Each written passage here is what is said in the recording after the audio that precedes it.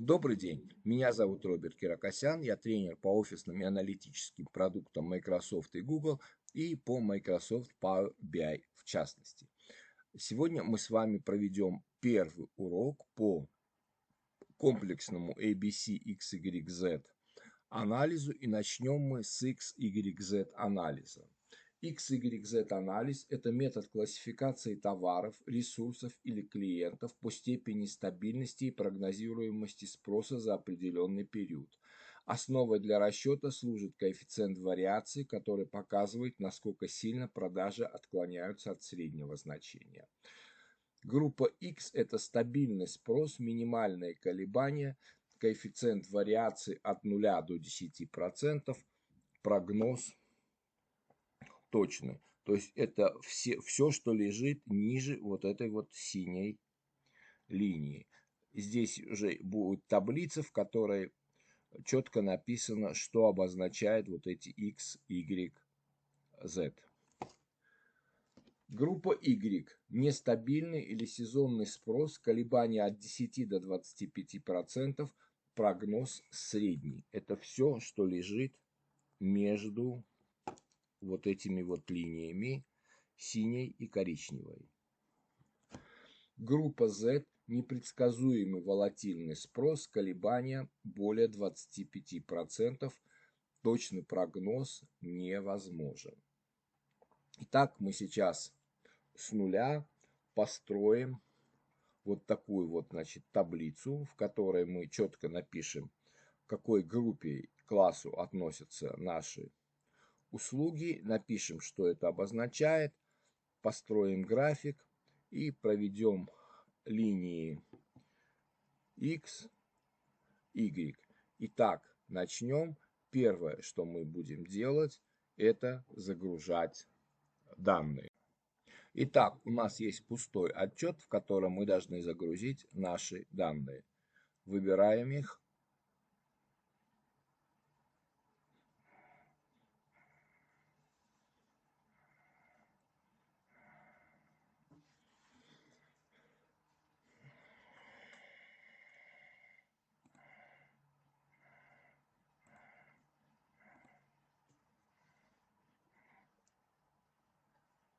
И загружаем.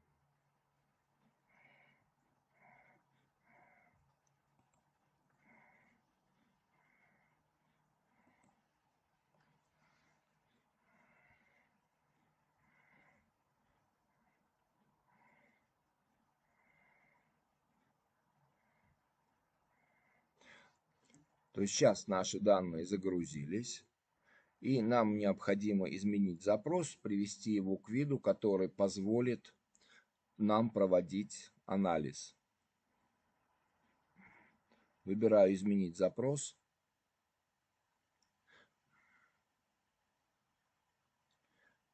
Что мы должны получить? Вот здесь то, что написано «Товар». Дальше у нас должны идти месяцы, то есть вот здесь январь, февраль, март и там до июня. Числа по каждому месяцу и еще один столбец количества, потому что в таком виде проводить анализ невозможно. Я выделяю вот эти столбцы с месяцами. Правая кнопка мышки. Отменить свертывание только для выбранных столбцов. Вот здесь мы получили то, что нам необходимо. Переходим в пункт «Главное» и говорим «Закрыть и применить». Все, теперь наши данные получены, и мы можем с ними работать. Мы создадим X, Y, Z анализ как при помощи визуальных вычислений, так и при помощи мер. Итак, вначале создаем при помощи визуальных вычислений. Берем визуальный элемент матрица и помещаем поля. Так, давайте мы еще раз сейчас здесь изменим запрос. Тут одну вещь забыл сделать. Видите, здесь атрибут значения И вместо атрибут мы прямо здесь пишем месяц.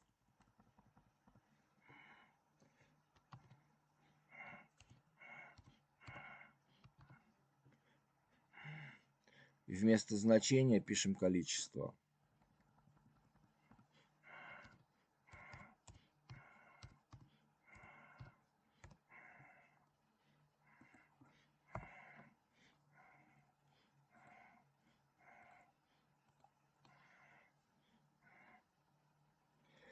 Теперь мы делаем следующее. В строки мы помещаем товар и месяц. Количество помещаем в значение. Давайте я сейчас чуть-чуть увеличу масштаб. И нам необходимо убрать вот это вот всего. Правая кнопка мышки формат. И убираем вот здесь промежуточные итоги.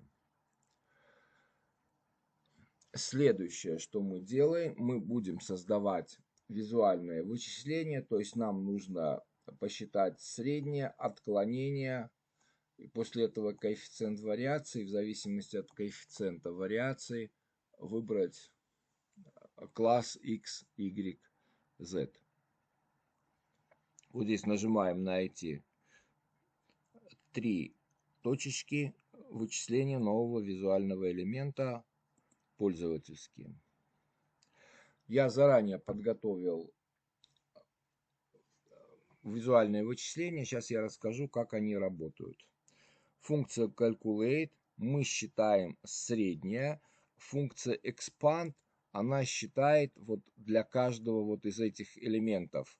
То есть среднее будет считаться для каждого из, ну то, что у меня написано товар, ну в данном случае у меня это нет, не совсем товар, а услуги, ну неважно, обычно бывает все-таки товар.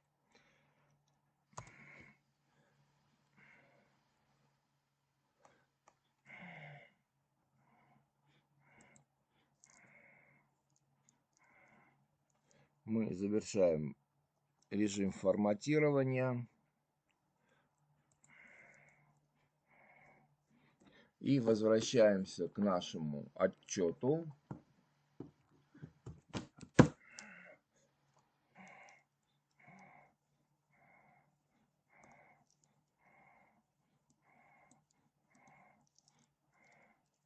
Вот мы получили среднее значение.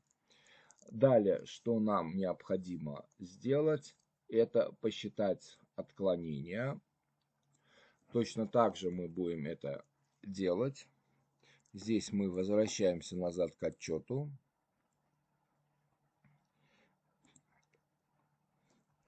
Вычисление нового визуального элемента.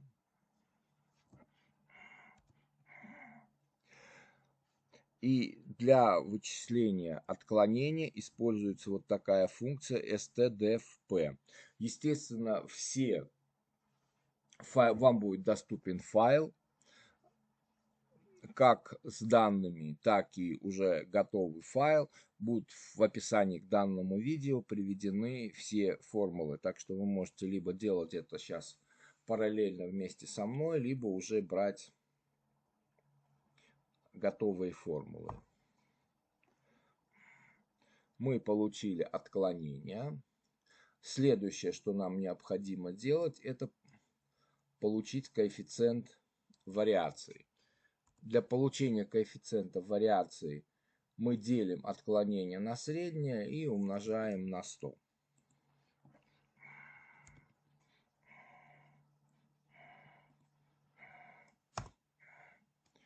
Вот мы получили коэффициент вариации. И дальше уже мы можем посчитать класс, как я говорил. То есть сейчас мы считаем класс X, Y, Z. То есть здесь создаем новое вычисление. То есть мы используем функцию switch. Смотрим, если коэффициент вариации меньше 10%, это X. Если меньше 25% это Y, в противном случае это Z.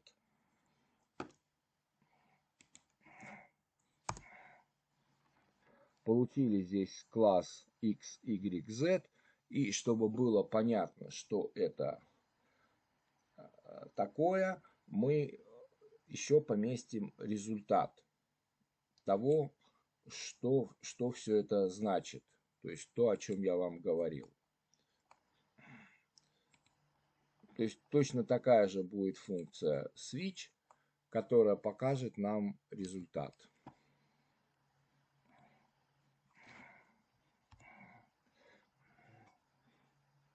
То есть мы делаем переменную result, которую берем из класса x, y, z, вот отсюда.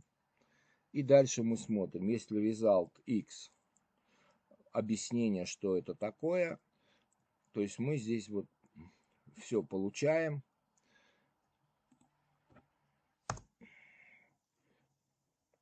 И возвращаемся назад к нашему отчету. Делаем его вот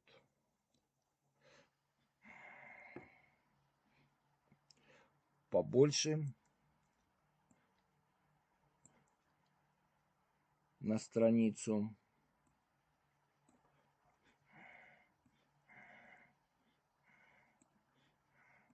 И можно увидеть наш товар, все результаты вычислений и объяснения, что все это обозначает.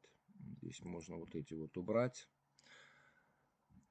Таким образом, мы провели вычисление X, Y, Z анализа при помощи визуальных вычислений. Сейчас сделаем все то же самое при помощи мер.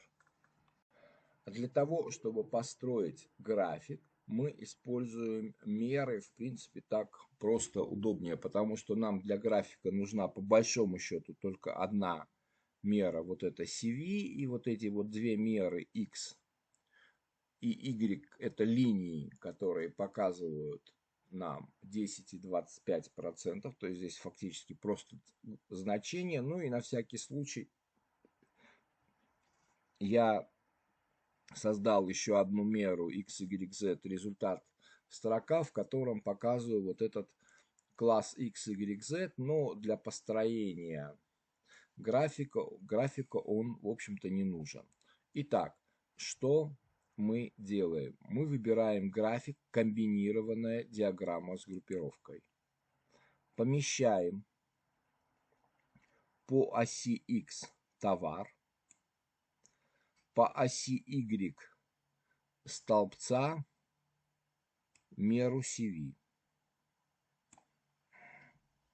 Сейчас я вам расскажу, как она получается. По осям Y линии, вот эти наши X и Y,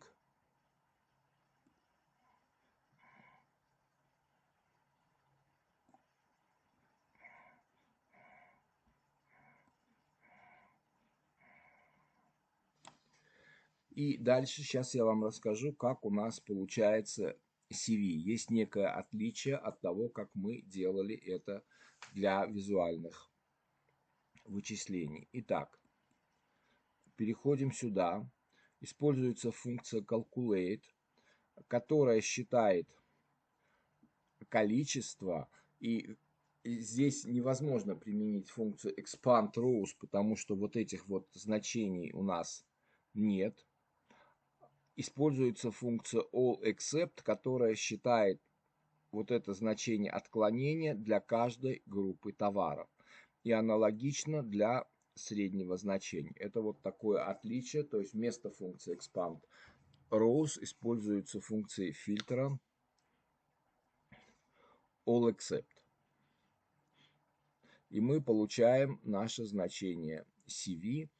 Дальше вот я сделал еще одну меру x, y, z, результат строка, в которой мы получаем вот эти наши значения x, y, z, но по большому счету для построения графика они не нужны. Есть еще две меры, X и Y, это вот эти наши линии 10 и 25%.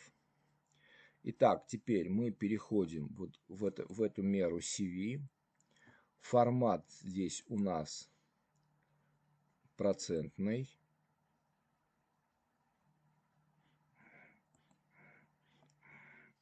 Вот мы здесь получили проценты. Точно так же, ну, для x и y мы оставляем вот эти вот форматы целых чисел.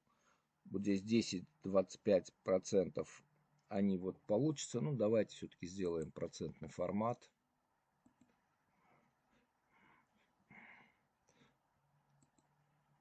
Y тоже процентный формат.